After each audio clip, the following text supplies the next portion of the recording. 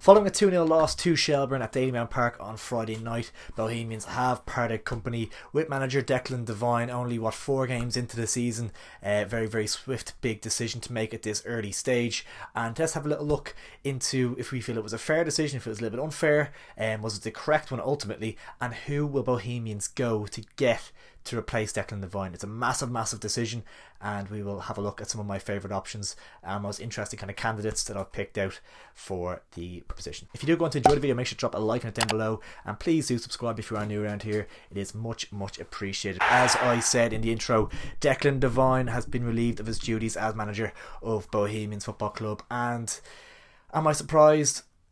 A smidge, because it's very early in the season, but I thought that they might have done it in the off season, to be honest. I think this is just a typical of what's going wrong at both at the moment. I have to go back to the very beginning to really evaluate whether this is a fair dismissal or not. Keith Long, of course, kind of lost his job towards the end of not last season, the season before. Declan Devine kind of came in, and it was kind of just seen as a free hit for him to get to know the team a little bit, try and maybe establish some of his morals and some of his tactics and stuff across the team, and it was kind of naturally kind of petered out itself. A lot of the players were kind of moved on, and Bohemians went into the new season with a bit of optimism. I think they felt like they could really improve, and one big improvement amongst the player that we did see under Devine's tenure was Jonathan Afolabi, and I feel like we have to give Declan Devine a lot of credit in that regard. He really brought on Afolabi and made him probably the best striker in the league last season, so I think he does deserve credit in some places. And as we've kind of said on the channel before, we've had Declan Devine on our channel previously, and genuinely can't speak highly enough of him. He was the nicest bloke you could ever meet. So generous with his time to talk to us. Just obviously a small kind of YouTube channel at the time, and I think he was Derry City manager at the time. And for him to do that just kind of showed the real character of the man, and he was a great to chat to, and it was an absolute pleasure. So I was naturally kind of disappointed for him with the news, but I think he probably was kind of coming to the end of it for himself as well. I don't think it was kind of I'd say it was a natural enough parting in the end. I think it was just kind of the relationship had soured, and I think it was the right time to move on for all parties really. But yeah, going back to last season, he really did get a tune out of Jonathan Afolabi, and we saw Bohemians obviously start the season really well. I think they were top of the league in April, May time, I think, weren't they? And then it kind of petered out. It really did peter out. And obviously they did finish the table, the season in 6th position. Was it 6th? I think it was a 5th or 6th. It was very tight. Went down to the final day. I think you need to remember this as well. It did go down to the final day between Bows, Dundalk and Shales to snatch 4th place. So I always say there would be a completely different perspective on Declan Devine's time at Bows if he had have came 4th last season. All he needed was 1 or 2 more results to go his way. There was such small margins to football really, and you can just judge a whole tenure off those really small margins, and that's football. That's the way life is. But he did of course get Bows to a cup final last year as well. Ultimately it was a disappointing day, losing to St. Pat's 3-1, wasn't it, I think. So yeah, I think if you look at it, they win the cup final, and all this is if buts and maybes. If they win the cup final and they come fourth, that's the most successful season Bows have had in a very long time. So it just shows you how kind of small the margins are. And I do feel like he deserved, off the back of that, I think he potentially earned the right to have another crack at it this year. I know there are Bows fans out there, who've watched an awful lot more than me, and I respect their opinion, and they said that he needed to go at the end of last season. The style of football wasn't good enough, and things had just come to a natural conclusion. That's fair enough. That was a lot of kind of the Bows sentiment at the end of last year. I felt personally maybe to give him another crack at it, especially when you consider the kind of options, the alternatives as well. I think there's not a whole lot out there. We kind of will go into the list of managers available, and you can kind of see that it's kind of slim pickings, in fairness. Like, I'm not saying that Declan Devine's not a good manager in his own right. I just don't think it's the right fit, maybe potentially. So yeah, anyway, this season obviously has started off horrendously, and I don't solely lie to blame at his door. And I think if any Bohemians fans solely lie to blame Declan Devine's door for the poor start to the campaign, they're horribly misled, and it's a catalogue of errors off the field. I've seen a lot of fingers being pointed at Pat Fenlon regarding the recruitment. If it's just him, I'm sure there must be other people involved in the situation as well, because the recruitment has been diabolical, and people need to, I don't know, like if Declan Devine's losing his job, other people within the club need to be losing theirs for the performance, because it's not solely down to Declan Devine. I can't imagine that Declan Devine didn't want to get Grant Thornton in, didn't want to get got Rob Cornwell in. I can't imagine he didn't maybe want to Dara Leahy or Robbie McCord, or there's a number of players that became available in the off season that I'm sure Declan Devine would have wanted. He wanted Turner from up north as well, who he probably would have known, and Pats got in ahead of him, and then at the end of the day, then deadline day, last minute, bring in 4 defenders that he probably hadn't heard a whole lot about, doesn't know too much about, and that's just not good enough from a recruitment strategy from off the field.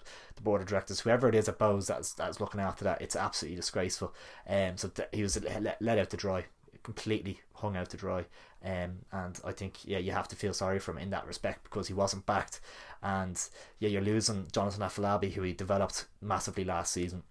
And Afolabi, of course, has gone over to Belgium for a decent, substantial figure, and he's kind of brought in players that I can't imagine Declan Devine has seen too much of. Your Sten Reincourts, this fella Lylander in defence, and a couple of other Estonians as well, wasn't there? So like, I can't imagine he knows a whole lot about these lads. And is that Pat Fenlon going to watch these fellas play?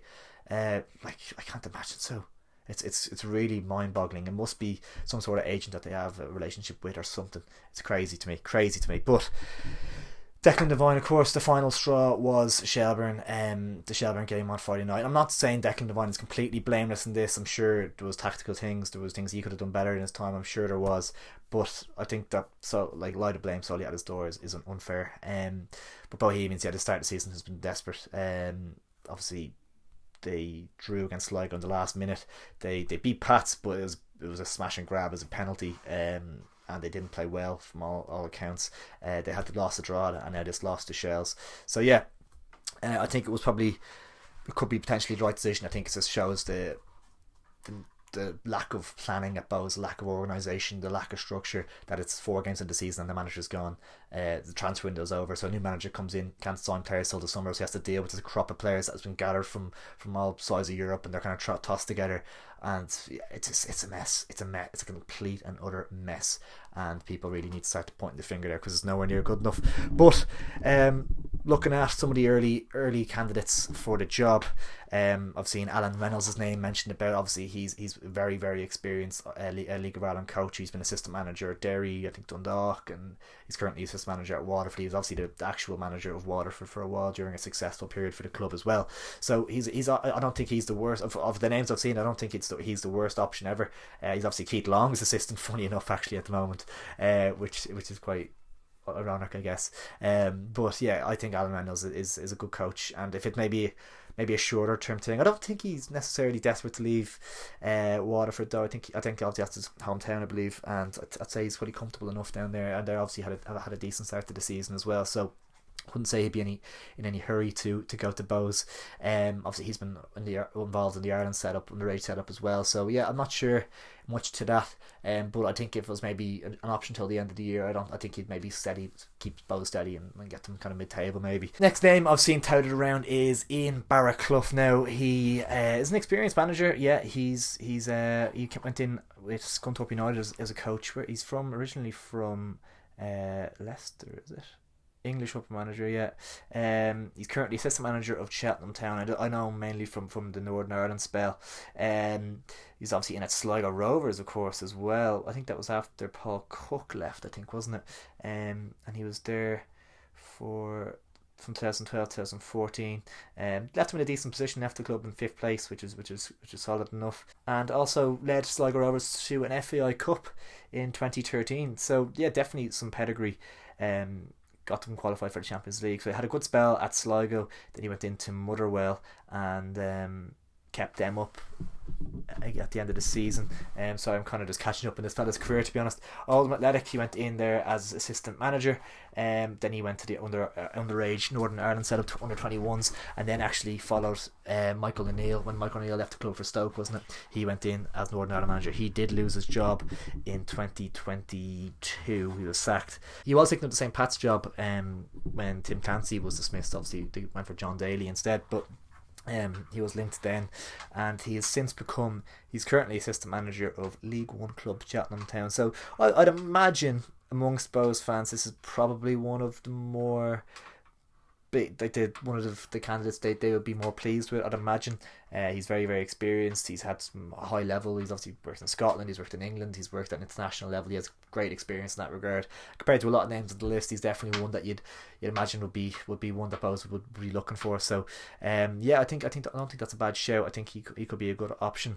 It's just whether he takes that job. He's done that with Cheltenham. He's signed that deal till the end of the season. So it could be one where Bose maybe look for a short-term deal to get them through. Maybe Fenlon stays with them till the summer or something, and then they can maybe get someone in that's more long-term maybe. So we'll see what happens there. Stephen O'Donnell is another one that falls into that regard, where Fenlon may stay on for a little bit of time and they may wait for Stephen O'Donnell to get potentially sacked from Dundalk. Stephen O'Donnell obviously really, really struggling at the moment, and I was talking to Luke about it last week when we do our previews for the games, and we were kind of talking, we were like, you kind of feel bad for O'Donnell a little bit, because I think we do kind of rate him as a coach. He did well. He won the FAI Cup with Pats. He had a good spell there, obviously coming into Dundalk, and it's just been a little bit of a disaster there, and recruitment, they've lost their couple of best players from last season, Hoban and Kelly and stuff, and it's just been a bit of a disaster recruitment wise and stuff. So you kind of see that common theme across the league, where the manager is kind of the first one to get, he's the easy one to point the finger at, really, isn't he? So you kind of feel a little bit for O'Donnell in that respect.